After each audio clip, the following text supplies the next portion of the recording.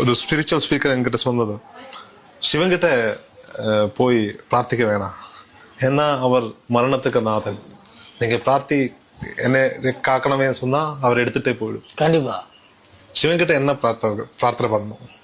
அவர்கிட்ட இருக்கிறதுலே பெரிய மந்திரம் என்னன்னா ஓம் நமசிவாயங்கிற மந்திரம். அவ்வளவுதான் பெரிய மந்திரம். அங்க போய் எனக்கு அது வேணும் இது வேணும் அது எதுவுமே பேசாது, எதுவுமே சொல்ல வேணாம். உட்காந்து ஓம் நமசிவா ஓம் நமசிவான்னு சொன்னாலே அவருக்கே தெரியும். மிகப்பெரிய மூலாதார மந்திரமே அதுதான். பரம்பொருள் அண்ட சராசரமே ஓம்ங்கிற ஒரு வார்த்தை தான். நமசிவாயா தாயும் தந்தையும் சேர்ந்தே வரும். அப்படிங்கிறப்ப தாய் தந்தை அருள் அப்படியே நமக்கு வந்து உட்காரு. வேற எதுவுமே எனக்கு அதை கொடு இதை கொடு, எனக்கு அந்த இதை பிரச்சனையை தீர்த்து கொடு, ஒம்பாட்டுக்கு பஸ்பத்தை எடுத்து நெத்தியில போட்டுட்டு ஓம் நமசிவாயா ஓம் நமசிவாயா சாப்பிட்டு உட்காந்து 1 மணி நேரம் வேணாலும் இதை மட்டும் சொல்லிட்டு அவர்கிட்ட எதுவுமே கேட்க வேணாம்.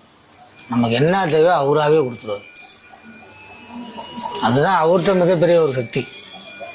நீ கேட்க வேண்டியதே இல்லை, நீ வேணாங்கிற அளவுக்கு நான் கொடுத்துருவோண்டா அப்படின்னு சொல்லி கொடுத்துருவார். அம்மா அவங்கள்ட்ட தான் நம்ம சொல்லணும், அம்மா இந்த மாதிரி எனக்கு என்னதை கொடுங்க, இந்த இது வந்து நமக்கு பண்றாங்க. இவங்கள்ட்ட கேட்கறதுனா வந்து நம்ம ஆளுக பண்றதுதான் சொல்றோம். அம்மா இந்த மாதிரி நமக்கு பண்றாங்க, ஒரு மாதிரியா பேசுறாங்க, அதை வந்து நம்ம அம்மாட்ட தான் கோரிக்கை வைக்கிறோம், இதை நீ தான் பார்த்துக்கணும் அப்படிங்கிறப்ப இவங்களோட சுயரூபம் வேற மாதிரி இருக்கும். அப்படிங்கிறப்ப நம்ம அம்மாட்ட முறை வைக்கிறது வேற மாதிரி, ஐயாட்ட வைக்கிறது வேற மாதிரி.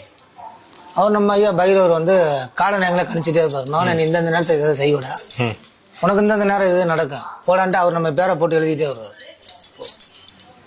அதுக்கு தான் மகா கால பைரவர். இந்த காசியவே கட்டி அஷ்ட பைரவரை உட்காந்து காவல் பார்க்குறாங்க. நம்ம பக்கம் பைரவர் வந்து இப்போ தான் சிவன் கோவில் கட்ட வளர வளர தான் பைரவர் தெரிகிறாரு, இல்லாட்டா நம்ம பக்கம் தெரிகிறாரு. ஆனால் அங்கே வந்து மிகப்பெரிய பைரவர் தான் அங்கே நமக்கு எல்லாம். காளி பைரவர் சிவன் தான். ஒரு ஆளுக்கு வந்து மோட்சம் கிடைக்கணும் தான் என்ன பண்ணணும்? எனக்கு நான் நார்மல் மேன் கடவுளை பாக்குறாங்க, பிரார்த்திக்கிறாங்க, வேலையை பார்த்து போயிட்டே இருக்கேன். ஃபேமிலி அவர் இருக்கிறப்ப மோட்சம் கிடைக்கணுமா? அவரு இருக்கும்போது எப்படி கிடைக்கும், இறந்து போகும்போது எப்படி கிடைக்கும்? இருக்கிறப்ப வந்து அவர் செய்த பாவ கணக்கு மட்டும்தான் ஓடும். அவர் போனதுக்கு அப்புறம் மோட்சம் கிடைக்கணும்னாக்க